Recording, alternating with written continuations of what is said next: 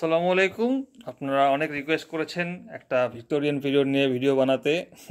সেই জন্য আবার চলে আসলাম আমি। তো এই যুগকে বলা হয় ইংলিশ নোভেলের গ্রেট এজ, অর্থাৎ ভালো ভালো অনেক নোবেল এখান থেকেই লেখা শুরু হয়।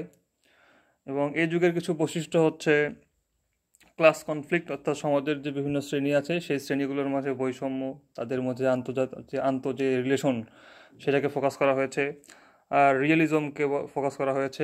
আমরা এর আগের পিরিয়ডে যেমন দেখি যে রোমান্টিক যুগে দেখা যায় যে কল্পনাকে বেশি গুরুত্ব দেওয়া হয়েছে, তো এখানে কল্পনাকে গুরুত্ব না দিয়ে রিয়েলিজম অর্থাৎ বাস্তবতাকে গুরুত্ব দেওয়া হয়েছে। এবং এখানে বিভিন্ন বিভিন্ন সায়েন্সকে গুরুত্ব দেওয়া হয়েছে। পাশাপাশি যে ওমেন সমাজে আছে এই ওমেনদের কোশ্চেন করা হয়েছে, অর্থাৎ ভার্জিনিটি আছে কি নাই, তারা চরিত্র কেমন, এরকম কোশ্চেন করা হয়েছে। এই যুগের নামকরণ করা হয়েছে আমাদের রানী ভিক্টোরিয়া আছে তার নাম অনুসারে, তার নাম অনুসারে। আচ্ছা, তো এই যুগে আমরা সবার প্রথমে দেখব লর্ড আলফ্রেড টেনিসন। তিনি ওয়ার্ডসওয়ার্থের পরে তিনি রাজকবি বা পয়েট লরেট হন এবং তাকে বলা হয় ভয়েস অফ ভিক্টোরিয়ান এরা। আচ্ছা, তো তার বিখ্যাত কীর্তির মধ্যে রয়েছে তার ফেমাস পোয়েম আছে এখানে, যেমন ইন মেমোরিয়াম, এটা বিসিএসে আসছিল। তার প্রিয় বন্ধু এবং তার বোনের জামাই আর্থার হেনরি হ্যালাম, তার মৃত্যু শোকে তিনি এই কাব্যটি লিখেছিলেন, এলিজি লিখেছিলেন এটি। আর এরপর আছে টিথোনাস। এই টিথোনাস হচ্ছে একজন মানুষ, তো তাকে আর কি একটা দেবী আসে, দেবী এসে তার প্রেমে পড়ে যায়। সেই দেবী তাকে আর কি একটা বর দেয় যে তুমি যা খুশি চাইতে পারো। তা ওই বলে যে হচ্ছে আমি তো অমর হতে চাই, তো তাকে অমর করে দেওয়া হয়। কিন্তু সমস্যা হয় কি যে সে অমর হয় কিন্তু তার যৌবন থাকে না, যার ফলে সে বুড়ো থুরথুরো হয়ে যায়, কিন্তু সে মরে না, তার যন্ত্রণা আরও বেড়ে যায়। তো এটাকেই ফোকাস করা হচ্ছে যে মানুষের চাওয়ার কোনো শেষ নেই, অর্থাৎ ন্যাচারাল অর্ডারটাকে চেঞ্জ করা যাবে না। আরও আছে তিনি লিখেছেন ইউলিসিস। এই ইউলিসিস হচ্ছে ওই যে গ্রিক যে যে বিখ্যাত রাজা, ওই যে ট্রয় মুভিতে আমরা দেখেছিলাম অডেসিয়াস, সেই অডেসিয়াস হচ্ছে ইউলিসিস। তো তার জীবনী নিয়ে ঘটনা। তো তিনি অনেক কাল যুদ্ধ করলেন, যুদ্ধ করার পরে সিদ্ধান্ত নিলেন এখন তিনি স্ত্রীর সাথে থাকবেন, পরিবারকে সময় দিলেন। কিন্তু কিছু দিন থাকার পরে তার একটা উপলব্ধি হলো যে না, এরকম যুদ্ধ করতে হবে, আবার যুদ্ধে যেতে হবে আবার আমাকে। তো সেখান থেকে আর কি আবার তিনি অ্যাডভেঞ্চার শুরু করেন। এটাই কাহিনী হচ্ছে ইউলিসিসের। এই ইউলিসিসের বিপরীত কাহিনী হচ্ছে দ্য লোটাস ইটার্স। তো ইউলিসিস যখন একটা দ্বীপে যায় সেখানে দেখে যে হচ্ছে মানুষ কাজকর্ম করে না, শুধু একটা পদ্ম আছে, সেই পদ্মকে সবাই ঝিমাতে থাকে, কোনো কাজকর্ম নেই, অর্থাৎ অলসতা। তো লোটাস ইটারে দেখা হয়েছে অলসতাকে, এবং ইউলিসিসে দেখানো হয়েছে মানুষের কর্মক্ষম জীবনকে। আর এরপর একটা আছে, সেটা হচ্ছে মর্তে ডে আর্থার, অর্থাৎ যে আর্থার যে রাজা ছিল, বিখ্যাত রাজা, তার মৃত্যু নিয়ে এটি বলা হয়েছে। তো আর্থার অনেক ভালো রাজা ছিল, সে যখন মৃত্যুক্ষণে যায় তখন তার যে বিশ্বস্ত কী বলে ওইটাকে, যে সেনাপতি বা লয়াল নাইট বেডিভার, সেই বেডিভারের সাথে বিভিন্ন আলাপ আলোচনা করে যে সে এখন মারা যাচ্ছে, নতুন তার উত্তরসূরিকে তার পদ ছেড়ে দিতে হবে। এটা নিয়েই আর কি পয়েন্টটা, বেশ ভালো পয়েন্ট। তো এখান থেকে আপনার কোট পড়তে পারেন আপনারা, পড়তে পারেন যে হচ্ছে made weak by time and fate but strong in will to strive to seek and to find not to yield. অর্থাৎ এখানে যে ইউলিসিসের যে যুদ্ধে ফেরার যে উইলটা, এটাকে এখানে বলা হচ্ছে যে হচ্ছে তিনি সময় ফিরে আর কি তিনি উইক হয়ে গেছেন, কিন্তু তিনি স্ট্রাইভ করবেন কী করার জন্য, তাকে সিক করার জন্য, ফাইন্ড করার জন্য, এবং তিনি হার মানবেন না তার এই ভাগ্যের কাছে। আর the old order changeth yielding place to new, অর্থাৎ এখানে মর্তে ডে আর্থার, তিনি যে এখন তার সিংহাসন ছেড়ে দেবেন, তার পরিবর্তে অন্য কেউ উত্তরসূরি হবে, সেটাকে বলা হচ্ছে যে নতুন কেউ ওখানে আসবে। ওই বাংলা একটা আছে না যে হচ্ছে আসছে নতুন শিশু, জায়গা ছেড়ে দিতে হবে, এটারই ইংলিশ ভার্সন হচ্ছে এই কোডটা।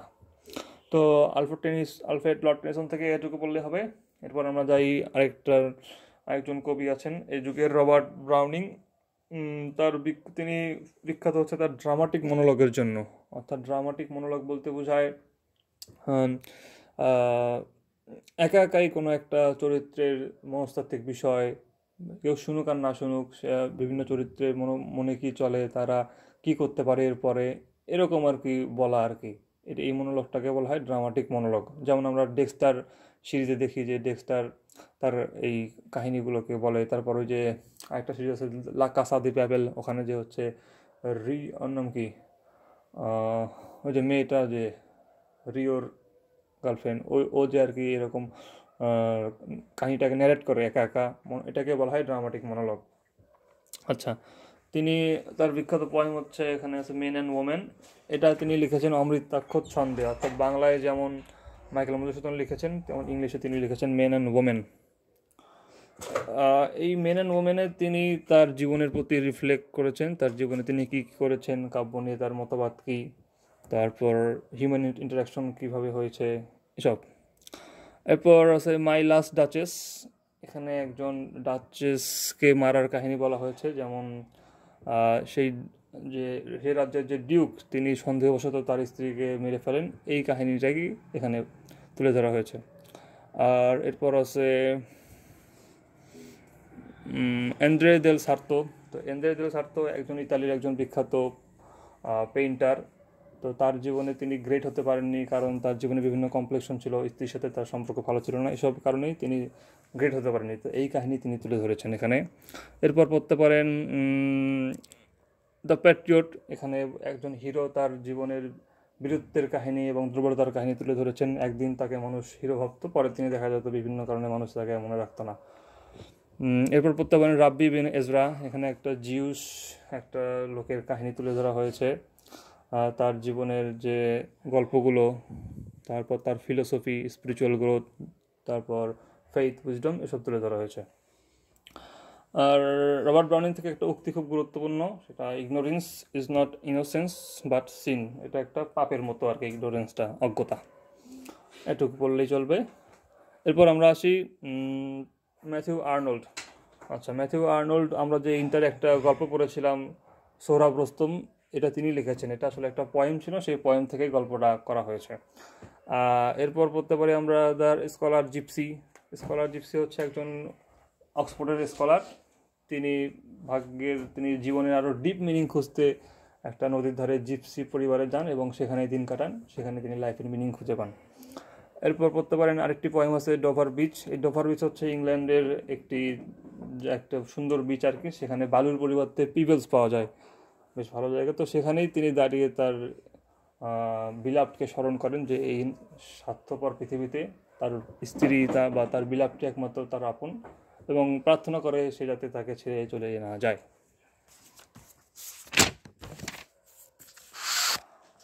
এরপর আমরা একটাখানে উক্তি দেখতে পারি, সোহরাব রুস্তম থেকে আসছে, truth sits upon the lips of dying man, অর্থাৎ যে মৃত্যু বরণ করছে এমন মানুষ সবসময় সত্যি কথা বলে। আচ্ছা, তো এরা ছিল কবি। এরপর আমরা ভিক্টোরিয়ান এজ যে জন্য বিখ্যাত, যে উপন্যাসের জন্য বিখ্যাত, সেটা আমরা পড়ি।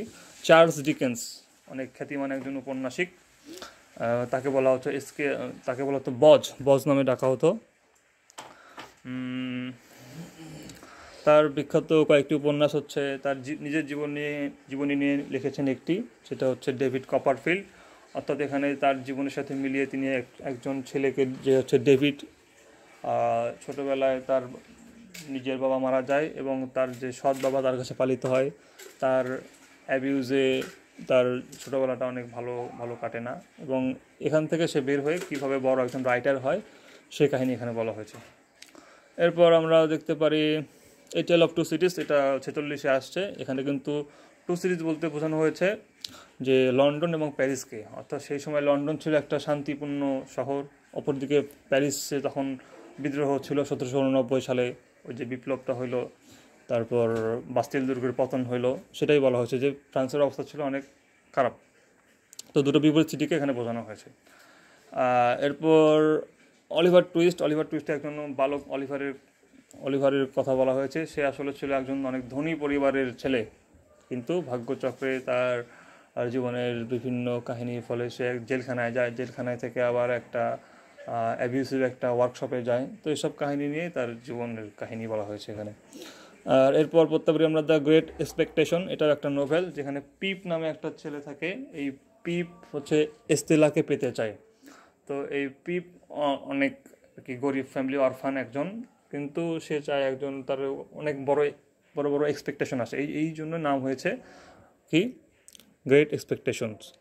আচ্ছা, তো তার এক্সপেকটেশন পূরণ করার জন্য সে কোথা থেকে একটা অজ্ঞাত জায়গা থেকে টাকা পায়। সে মনে করেছিল তার চেনা পরিচিত কেউ দিয়েছে, কিন্তু না, সেটা আসলে একজন কয়েদি, একজন কনভিক্ট, যে এরকম ছাড়া পেয়েছিল তার জন্য জেল থেকে, সেই আসলে তাকে টাকা দিয়েছিল এবং এই টাকা দিয়ে সে পরবর্তীতে উন্নতি করে, এস্তেলাকে বিয়ে করে।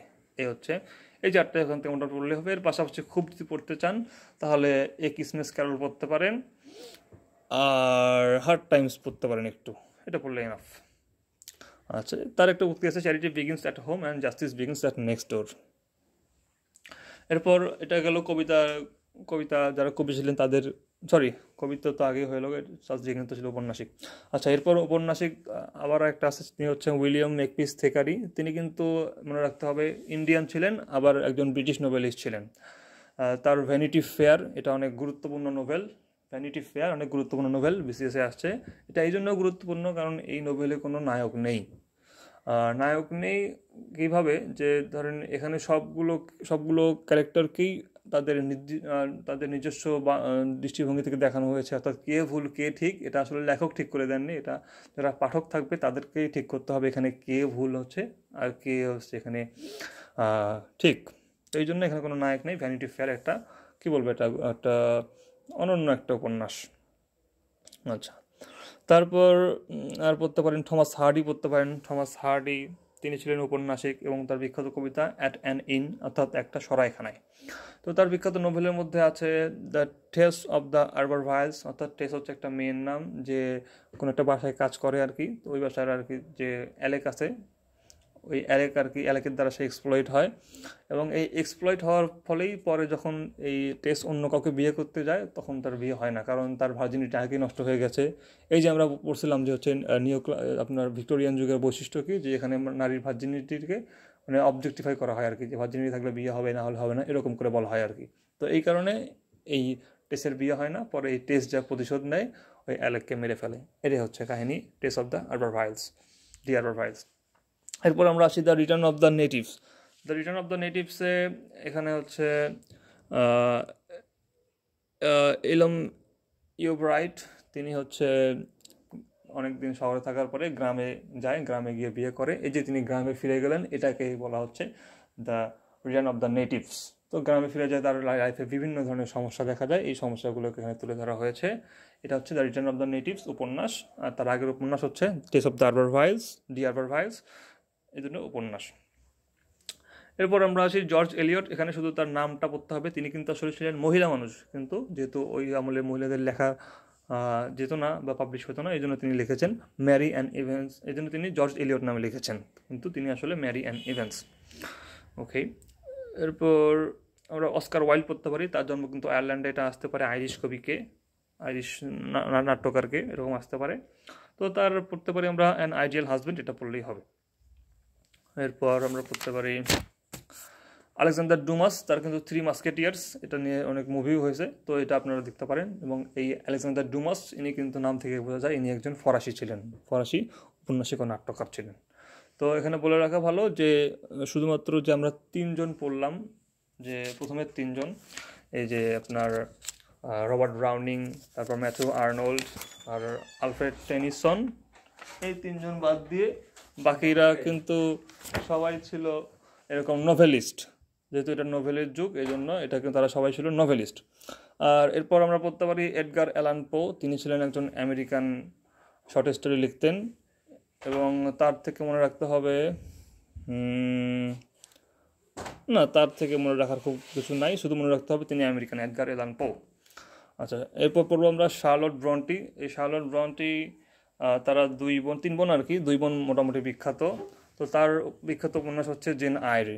তো এখানে তিনি তার নিজের জীবনকে তুলে ধরেছেন, তিনি কিভাবে একজন বিখ্যাত মানে কি বলে এটাকে গভর্নর হলেন, গভর্নর হওয়ার পর তার প্রেম জীবন, এসব এখানে তুলে ধরা হয়েছে। আর এসব পড়লেই হবে। তার একটা উপন্যাস, এটাই শুধুমাত্র ফেমাস, জেন আয়ের। এবং এই শার্লট ব্রন্টি হচ্ছে বড় বোন, এনার ছোটো বোন হচ্ছে এমিলি ব্রন্টি। এই এমিলি ব্রন্টি লিখেছেন উইদারিং হাইটস। এই উইদারিং হাইটস একটা গথিক একটা নোভেল, অর্থাৎ গথিক বলতে বোঝায় যেটা রহস্যময়, যেখানে ভৌতিক আবহাওয়া থাকবে, ভয় থাকবে, আশঙ্কা থাকবে, সেটাকে বলা হয় গথিক নোভেল। তো এই গথিক নোভেলে দুটা ক্যারেক্টার খুব গুরুত্বপূর্ণ, একটা হচ্ছে হিথক্লিফ যিনি হচ্ছে নায়ক, আর ক্যাথারিন, এই ক্যাথারিনের রাগ, দুঃখ, ঘৃণা, ভালোবাসা, তাদের এই কাহিনী নিয়েই উইদারিং হাইটসটি রচনা করা হয়েছে। এরপর ওয়াল্ট হুইটম্যান, তিনি আমেরিকার একজন জাতীয় কবি, এটা শুধু মনে রাখলেই হবে। ওয়াল্ট হুইটম্যান আমেরিকার একজন জাতীয় কবি। আর একটু আগে বললাম এডগার অ্যালান পো, তিনি একজন আমেরিকান কবি। এরপর এখান থেকে চার্লস ডারউইন না পড়লেও হবে। এরপর হারমান মেলভিল, তার একটি বিখ্যাত উপন্যাস আছে, সেটা হচ্ছে মবি ডিক। এই মবি ডিক বলতে আসলে বোঝায় একটি অ্যালবিনো আক্রান্ত একটি কুমিরকে, যে অনেক সাদা আর কি। তো এই সাদা তিমির সাথেই আমাদের যে এখানকার হিরো আহাব, সে আহাবের যুদ্ধ। এই ঘটনাক্রমে আহাবের একটি পা নিয়ে যায় তিমিটি, এবং এই আহাব সেই প্রতিশোধ নেওয়ার জন্য আবার তিমির পেছনে ছোটে, কিন্তু প্রকৃতির সাথে এখানে পারে না। তিমিটি পরে তাকে আবার মেরে ফেলে। এই হচ্ছে কাহিনী, কারণ এখানে মূল বিষয় হচ্ছে প্রকৃতির সাথে লড়াই করে কেউ পারে না। তো এই মবি ডিক তার প্রাণ কেড়ে নেয়। এটাই হচ্ছে এই উপন্যাসের কাহিনী। তো এই ভিক্টোরিয়ান এজ থেকে এগুলো মোটামুটি পড়লেই চলবে, আশা করা যায় কমন আসবে। ধন্যবাদ।